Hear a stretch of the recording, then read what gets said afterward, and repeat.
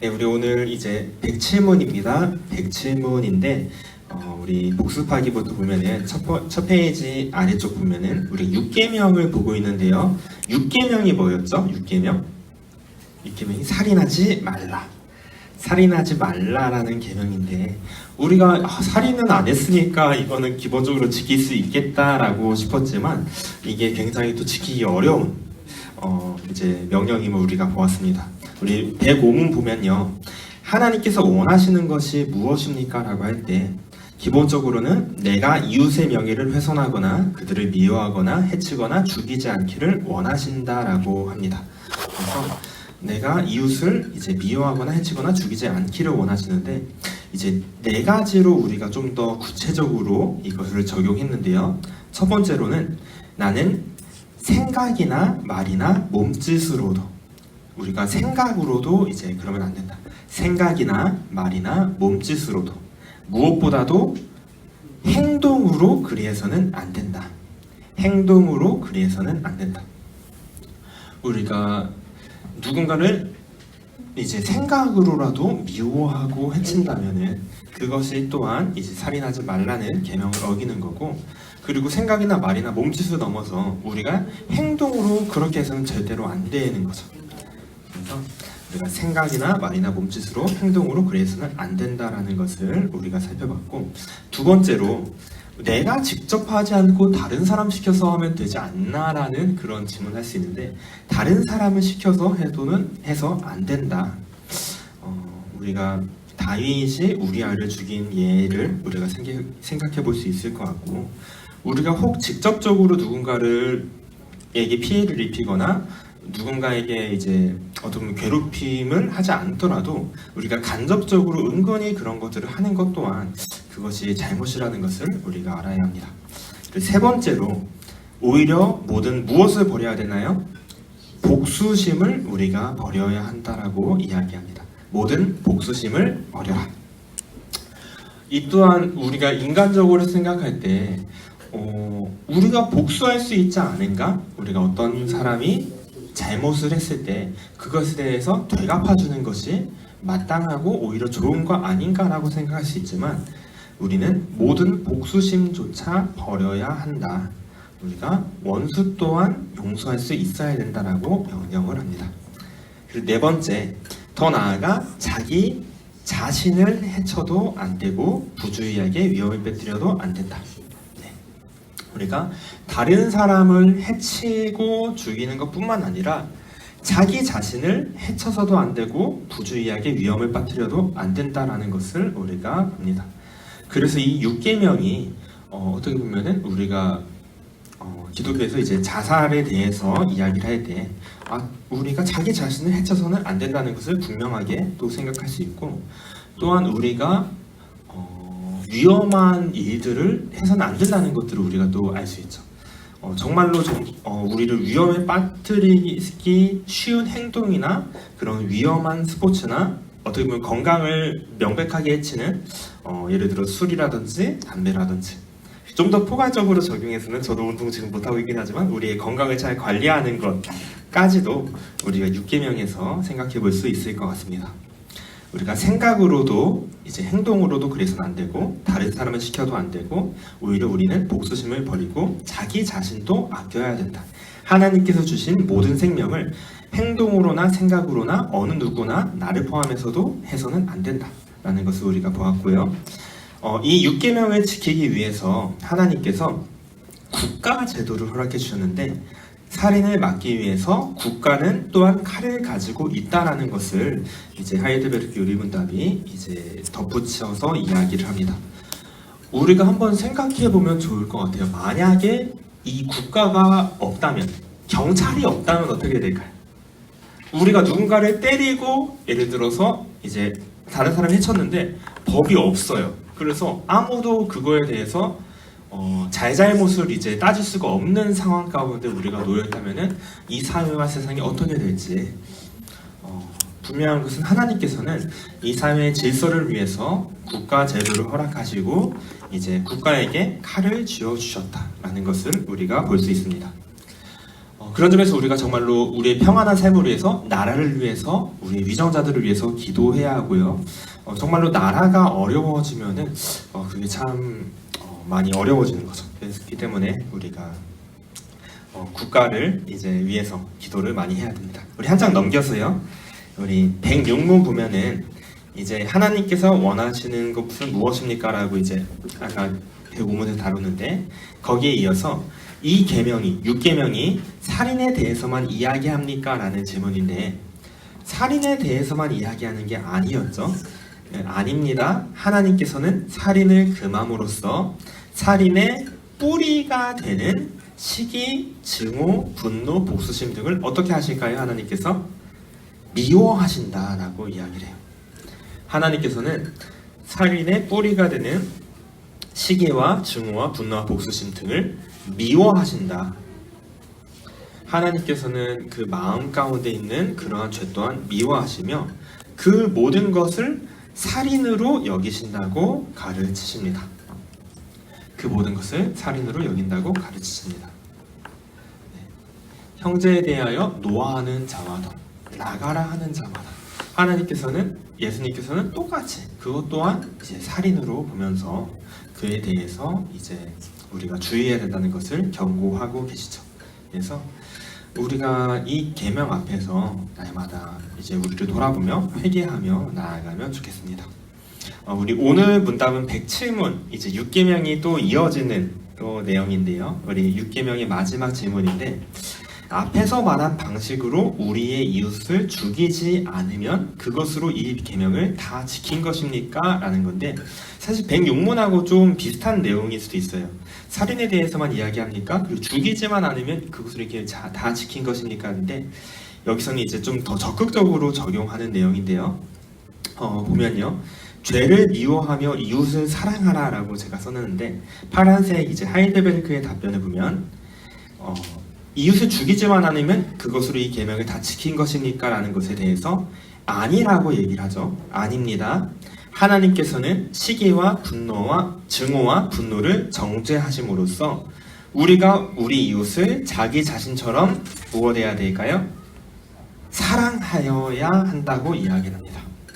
우리가 우리 이웃을 자기 자신처럼 사랑해야 한다. 하나님은 시기와 증오와 분노를 정죄하시고 우리가 이웃을 자기 자신처럼 사랑해야 한다라고 말씀을 하십니다. 앞서서 106문에서 살인의 뿌리가 되는 시기와 증오와 분노를 정죄하시며 살인으로 여기신다고 했는데 우리가 이 살인하지 말라는 명령 앞에서 우리 안에 있는 이 모든 죄를 미워하며 이것들을 죽여야 되는 것을 우리가 볼 수 있어요.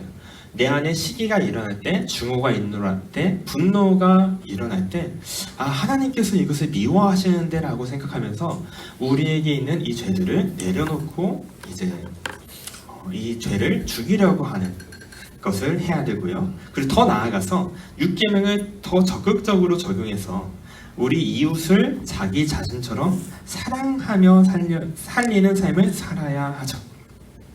죄는 죽이고 이웃을 사랑하는 것은 우리가 살리면서 우리가 나아가야 합니다. 제가 예시로 자녀들이 싸운다면 이렇게 써놨는데 만약에 한번 생각을 해볼게요. 자녀들이 있는데 자녀들이 너무너무 맨날 싸우는 거예요. 너무너무 맨날 싸워요. 그래서 우리 권사님께서 이제 이야기를 하시는 거죠. 싸우지 말라라고 이야기를 해. 그래서 싸우지 말라라고 하는데 이제 두 자녀가 말 그대로 싸우진 않는데 그냥 냉랭하게 그냥 남처럼 막 지내는 거예요. 그럼 과연 그게 그 부모님의 말씀에 정말로 순종한 걸까? 싸우지 말라라는 그 말에는 사이좋게 지내고 사랑하라는 그 말로 그렇게 하신 거잖아요. 그러니까 우리가 단지 살인하지 말라라는 그 계명에 있어서 단지 나 살인 안 했으니까 끝났다가 아니라 정말로 우리가 적극적으로 사랑하며 그리고 화평을 이루며 나아가야 된다는 것을 생각하면 좋겠습니다. 자녀들이 싸울 때 이제 그걸 생각하면 좋겠고요. 마태복음 말씀 보면요. 둘째도 그와 같으니 내 이웃을 내 자신과 같이 사랑하라. 형제 사랑하며 서로 우애하고 존경하기를 서로 먼저 하라 라고 하면서 하나님께서는 적극적으로 우리가 사랑할 것을 명령하십니다. 한번 질문 한번 우리가 생각해보면 좋을 것 같아요. 6계명에 담겨있는 하나님의 뜻은 이웃을 자기 자신처럼 사랑하는 것이다. 나는 이웃을 진심으로 사랑하는가? 이를 위해 내가 해야 할 일은 무엇일까?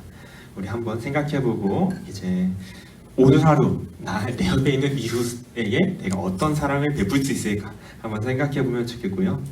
혹시라도 우리에게 죽여야 될 것과 살해야 할 것이 뭔지, 내 안에 있는 죄는 죽이고 내 안에 있는 이웃 사랑을 이웃들은 살리며 우리가 나아가야 된다라고 우리가 생각하면 좋겠습니다. 우리 두 번째로 이웃을 사랑함으로 보여야 할 5가지 태도가 이제 하이델베르크 요리문답에서 이야기를 하는데 파란 글씨가 그 답변이 이어지는 거예요. 첫 번째로 인내에 대해서 이야기합니다. 첫 번째 동그라미 인내, 1번 동그라미 인내. 우리가 이웃을 대할 때 이웃을 사랑한다면 인내하면서 우리가 오래 참으면서 대해야 하는 거죠. 제가 사랑에 대해서 진짜로 좀 정의를 해봐라라고 했을 때 저는 그 고린도전서에 보면은 사랑은 오래 참고라고 얘기를 하잖아요. 진짜 오래 참는 게 결국 사랑이구나라는 생각을 많이 하는데 첫 번째 인내하는 마음으로 우리가 다른 이들을 대해야 되고요. 두 번째 화평. 우리가 다른 이들과 평화롭게 화평한 관계 가운데에서 우리가 서로 지내야 됩니다. 세 번째는 온유고요. 온유. 네. 인내, 화평, 온유. 이제 온유. 우리가 따뜻하고 온순하게, 온유하게 다른 사람들을 대하고 두 번째가 화평. 세 번째가 온유. 네 번째가 자비입니다. 자비. 다른 사람들에 대해서 자비롭고 긍휼한 마음으로 우리가 바라보고 돌아봐야 되는 거예요. 네, 자비. 우리가 누가복음 6장 36절 말씀 보면요. 너희 아버지의 자비로우심 같이 너희도 자비로운 자가 되라라고 명령을 하시고요.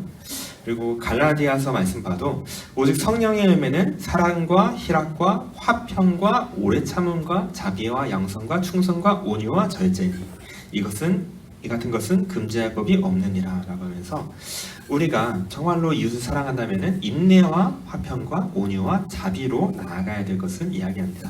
그리고 마지막 5번째는 친절이에요. 친절. 네, 우리가 다른 이들에 대해서 어느 누구를 만나든지 간에 친절하게 따뜻하게 대해야 합니다. 우리가 사람들 누구를 만나느냐에 따라서 우리의 친절이 달라질 때가 많아요. 내가 뭔가 친절하게 대해야 될 사람들에 대해서는 친절하게 대해요.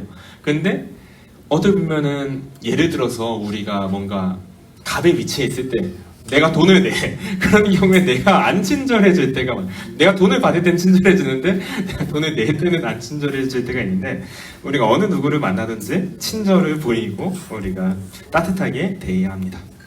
우리가 이웃을 사랑할 때 이제 이웃을 향한 마음과 태도가 변해야 되고요. 우리가 하나님의 사랑받는 자녀이기 때문에 정말로 우리가 다른 이들을 이제 사랑하며 특별히 이와 같은 5가지 태도로 우리가 다른 이들을 이제 대해야 합니다.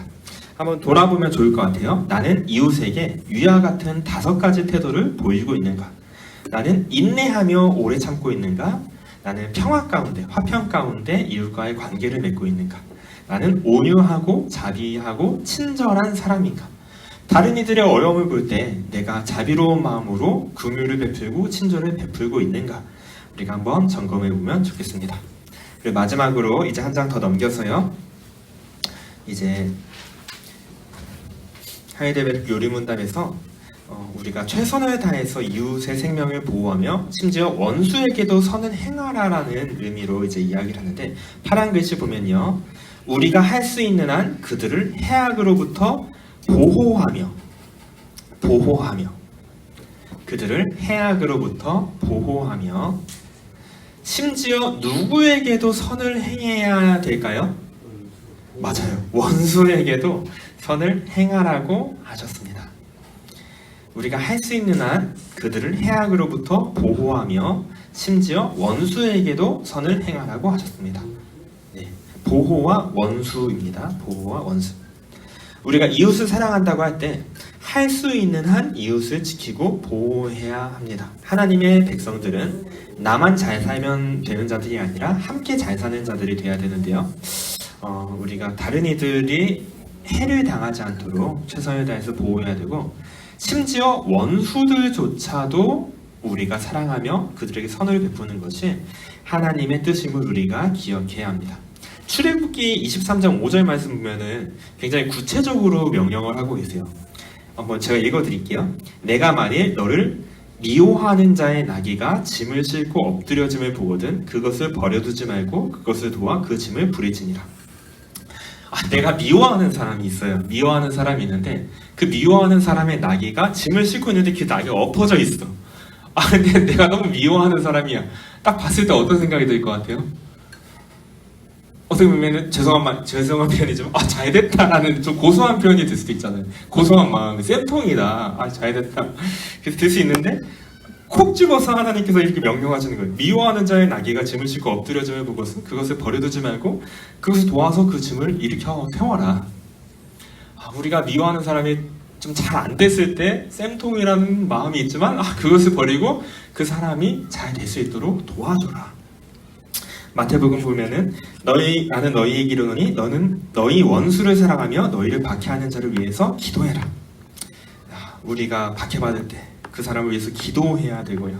로마서 말씀 같이 한번 읽어보겠습니다. 시작. 내 원수가 줄이거든 먹이고 목마르거든 마시게 하라. 그리함으로 내가 숯불을 그 머리에 쌓아 놓으리라. 악에게 지지 말고 선으로 악을 이기라. 너무너무 어려운 명령인데요. 하나님께서는 정말로 하나님의 백성들이, 그리스도인들이 원수를 사랑하는 그 사랑을 베풀기를 원하십니다. 그런 점에서 그리스도인들이 굉장히 어리석어 보일 수가 있어요. 원수조차도 사랑하면서 원수를 먹이고 마시게 하는 것들이. 그런데 하나님께서 먼저 원수인 우리들을 그렇게 어리석게 사랑하셨다라는 것을 기억하면서, 그리고 그것이 가장 지혜로운 길이며 승리의 길임을 기억하면서 우리가 선으로 악을 이기며 나아가면 좋겠습니다. 우리가 생각해보면 좋을 것 같아요. 우리는 이웃들을 해악으로부터 보호하며 심지어 원수들에게조차 선을 행해야 하는데 나는 내 주위를 돌아보고 있는가? 내가 실제적으로 돕고 섬겨야 할 필요는 없는가? 우리가 찾아보고 실천하면 좋겠습니다. 우리가 열심히 주위를 돌아보면서 내가 미워하는 내 옆에 이웃의 어떤 나귀가 이제 엎드려져 있으면은 그것을 일으켜 세워주는 그런 친절과 사랑을 베푸는 자가 되면 좋겠습니다. 오늘은 좀 짧게 끝난 것 같은데요. 우리가 이것들이 하나님의 은혜가 아니고서는 할 수 없음을 기억하면서요. 오늘도 우리가 이 말씀을 잘 지킬 수 있도록 정말 원수를 사랑하는 사랑을 베풀 수 있도록 우리가 그 하나님의 사랑을 기억하며 정말 그 사랑으로 나아갈 수 있도록 기도하면 좋겠습니다. 한번 짧게 2분 정도 시간 드릴게요. 한번 오늘 배운 내용들 잠깐 개인적으로 정리해 보시고 우리 기도하고 마치도록 하겠습니다.